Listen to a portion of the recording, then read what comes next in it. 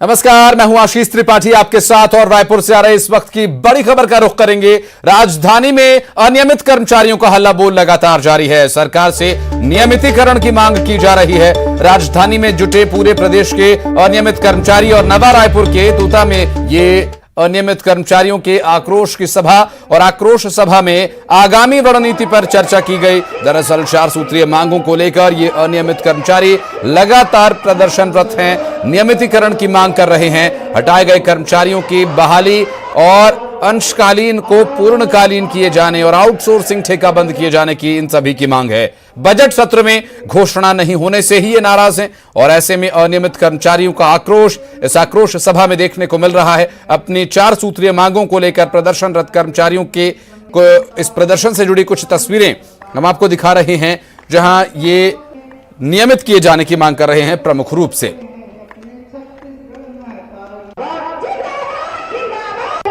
नवा रायपुर में अनियमित कर्मचारियों का प्रदर्शन चल रहा है। इस वक्त आप देख सकते हैं कि तमाम जो अनियमित कर्मचारी हैं वो यहाँ पर पहुंचे हैं और ये अनियमित सभा रखी गई है। अनियमित सभा इसलिए क्योंकि नियमितीकरण की मांग को लेकर के ये तमाम कर्मचारी एक साथ इकट्ठे हुए हैं।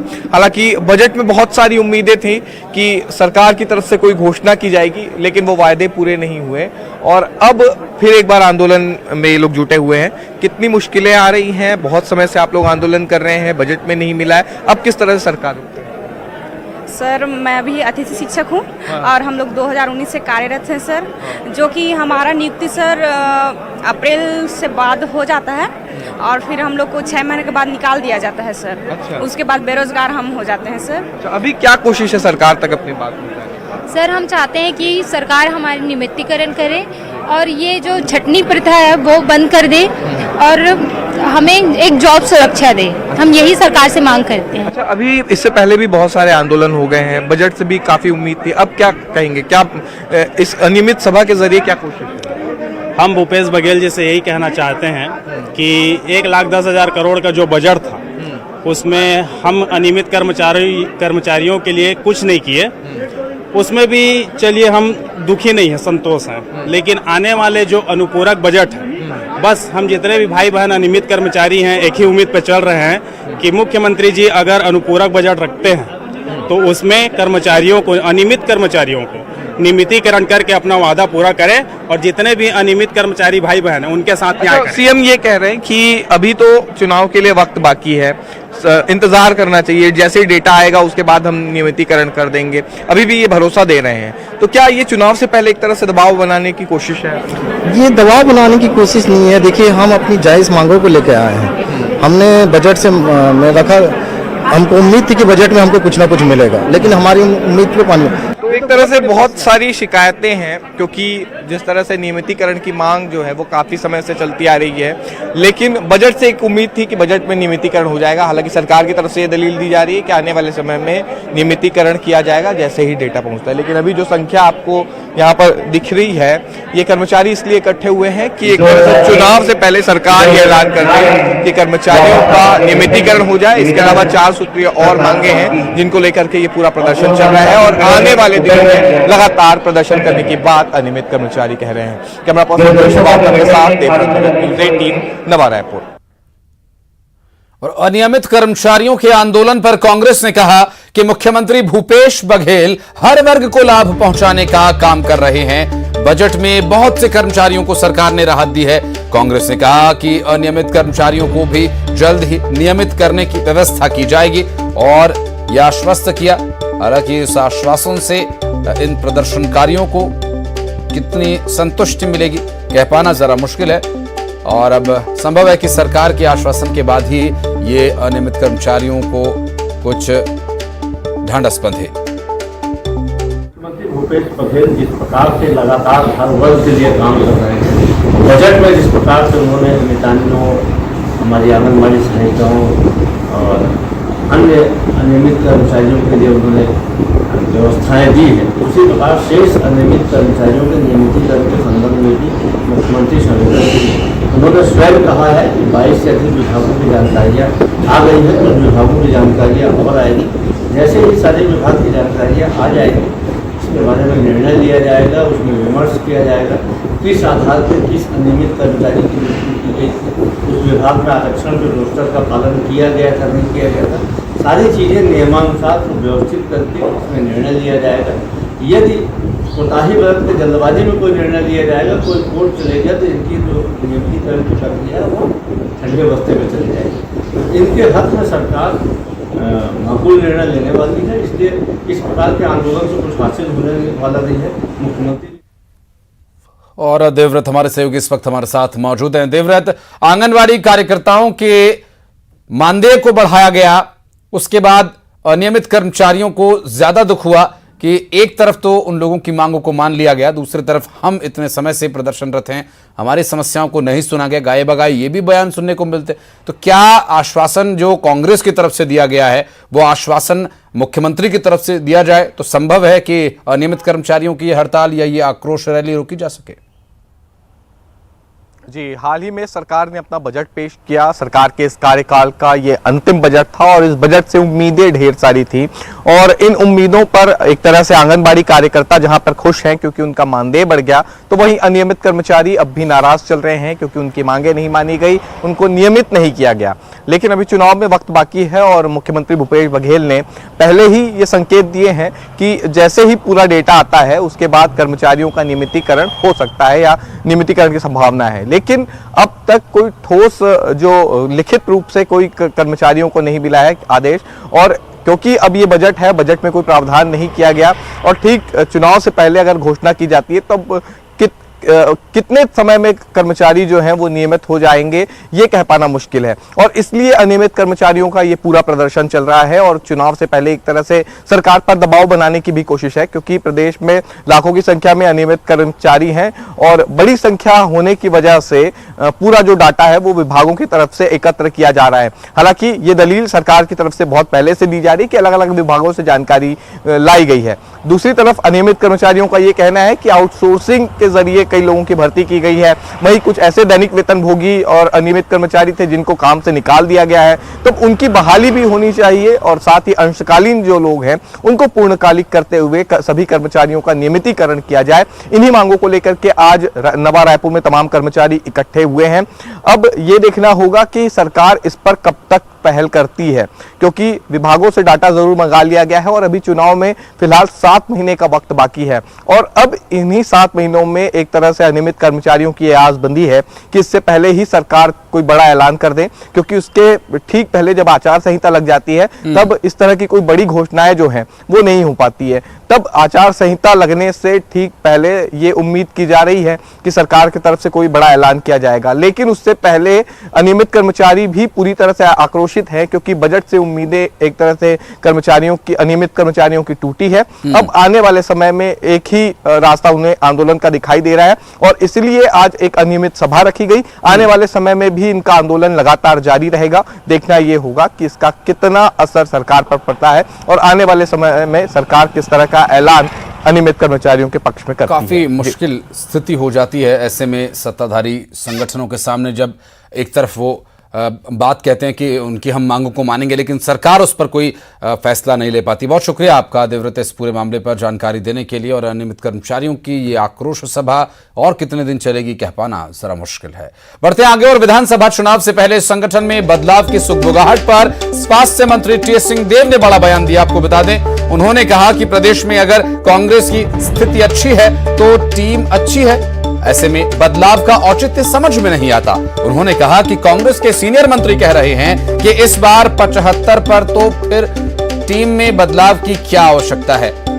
जो सीट्स हैं वो 75 सीट्स आने की बात कही जा रही है, तो फिर आखिर बदलाव की क्या आवश्यकता है, ये सवाल उठा रहे हैं टी.एस. सिंहदेव।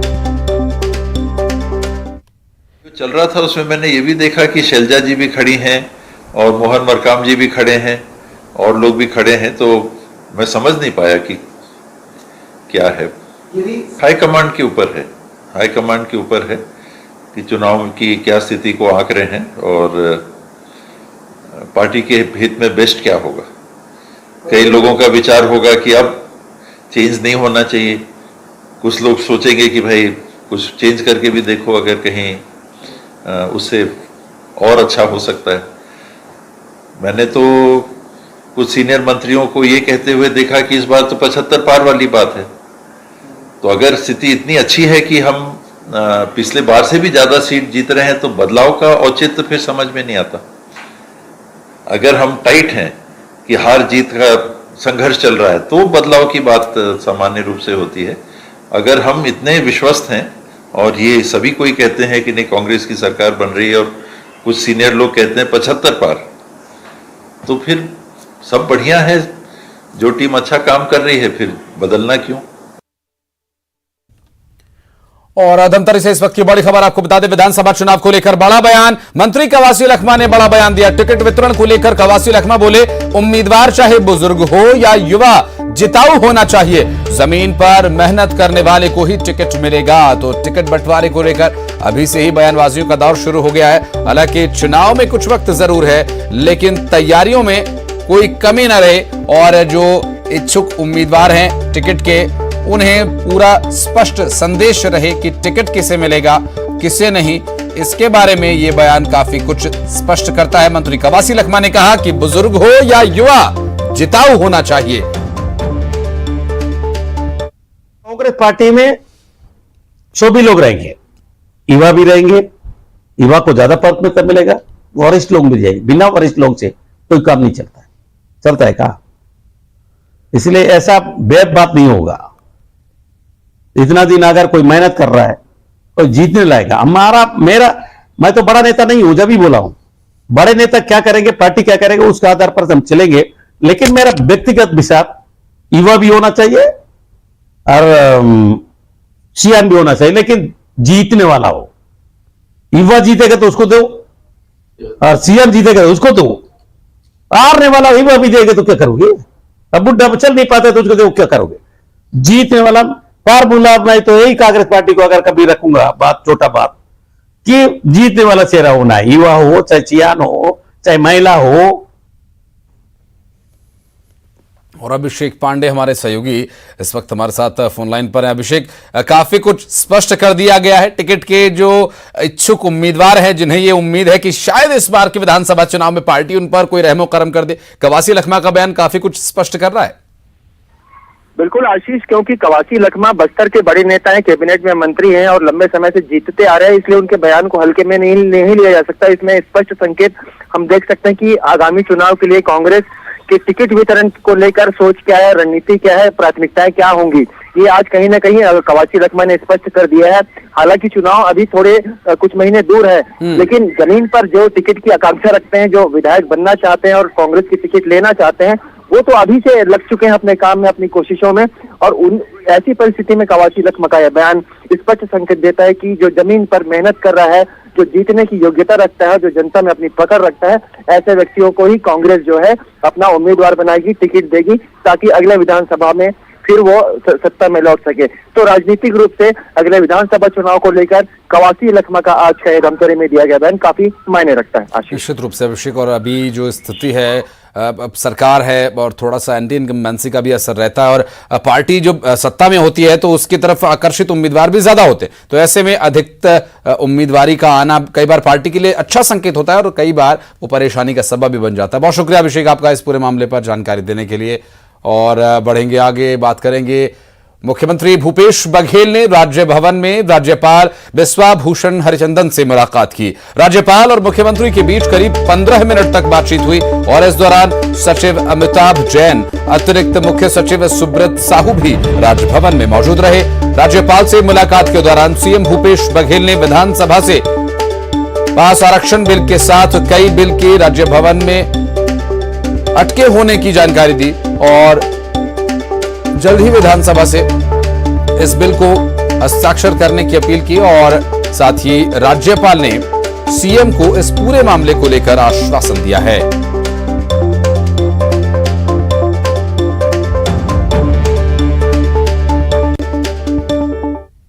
राज्यपाल जी से मेरी मुलाकात हुई। हमारे 4-5 बिल, जिसमें यूनिवर्सिटी एक बिल है, थोड़ा संशोधन उसमें है कि उसमें एक अतिरिक्त लाइन जोड़ा गया जिसमें राज्य मंत्रिमंडल के अनुशंसा से। दूसरा जो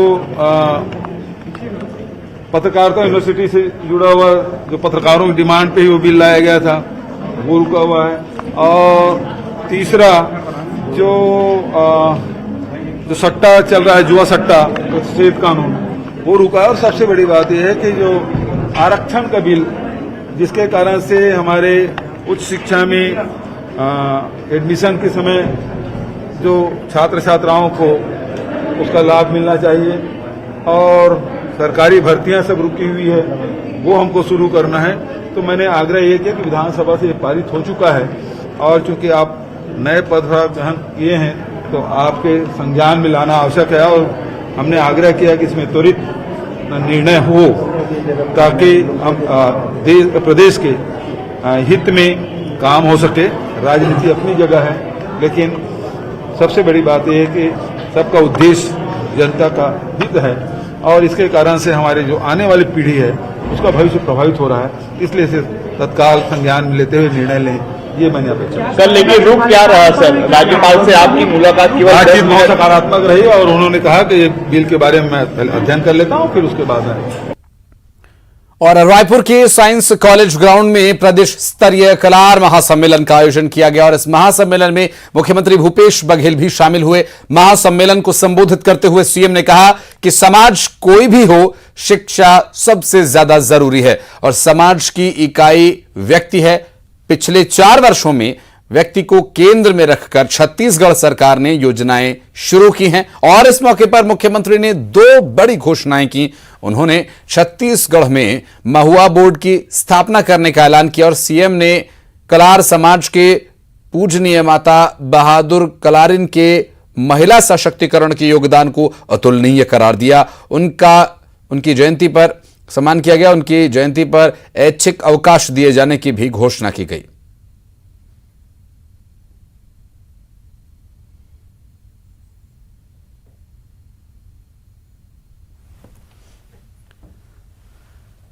और रायपुर में राज्य महिला आयोग ने राज्य स्तरीय प्रशिक्षण सह कार्यशाला का आयोजन किया, और कार्यशाला में मास्टर ट्रेनर अपराध से बचने के लिए महिलाओं और बच्चों को टिप्स देते नजर आए। कार्यक्रम में मुख्यमंत्री भूपेश बघेल भी शामिल होने के लिए पहुंचे, और महिला अपराध रोकने और मानव तस्करी पर रोक लगाए जाने के लिए कार्यशाला में पहुंची महिलाओं और पुलिस अधिकारियों से यह अपील की कि इस मौके पर सीएम भूपेश बघेल ने मानव तस्करी रोके जाने के लिए कार्यशाला में पहुंची महिलाओं को शपथ दिलाई। और मुख्यमंत्री भूपेश बघेल ने महिला विकास विभाग के काम की तारीफ की और कहा कि सरकार प्रदेश में महिला उत्पीड़न, मानव तस्करी को रोकने के लिए काफी काम कर रही है।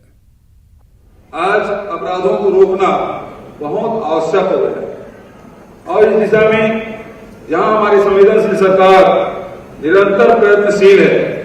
हमारे जिले में जो कलेक्टर हैं, एसपी हैं, अधिकारीगण हैं, वो बहुत संवेदनशीलता के साथ महिला आयोग की जो भी सिफारिशें हैं उसे लागू करने में हमेशा तत्पर रहे हैं। और यही कारण है कि राज्य महिला आयोग और हमारे जमीनी स्तर के जो अधिकारी कर्मचारी हैं, उनके कार्य से आज राज्य महिला आयोग।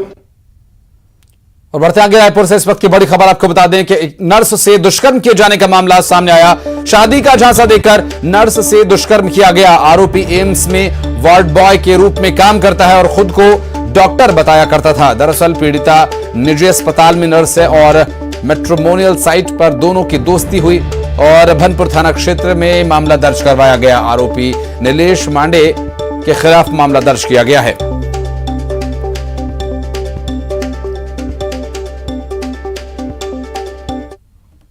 और ये खबर कवर्धा से, जहां पर प्रशासन ने अवैध कब्जों को हटाया। भोरम देव महोत्सव स्थल के पास से अवैध कब्जों को हटाया गया। आपको बता दें कि अवैध कब्जों के द्वारा बनाए गए दुकान के बाहर लगे शेड्स, झोपड़ी बनाकर जो कब्जाई हुई जगह है उन्हें हटाया गया। एसडीएम बोडला ने यह कार्रवाई की और कार्रवाई को लेकर दुकानदारों ने हालांकि विरोध जताया, लेकिन प्रभावित जो परिवार हैं वो नाराज हैं और नाराजगी जाहिर कर रहे हैं। भोरम देव थाना क्षेत्र का यह पूरा मामला।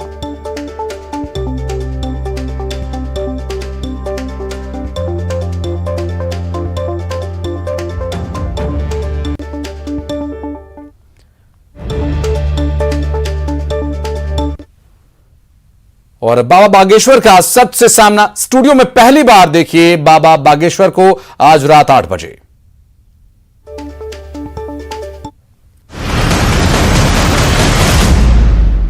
असाउद्दीन ओवैसी सांसद हैं AIMIM के और आपको बहुत प्रेम करते हैं। वो क्या कहते हैं सुनिए जरा। कैसे आप कह सकते हैं कि इस देश को ऐसा बना देंगे? कैसे बनाएंगे आप? तो आप अम्बेडकर के संविधान को जला देंगे क्या? इन्होंने कहा कैसे आप कह सकते हैं राहुल गांधी जी की।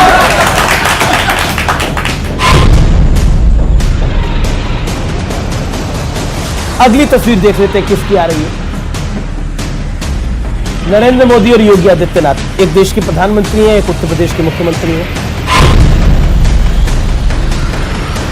आप भी अपना परिवार बढ़ाना चाहते हैं तो विवाह करेंगे।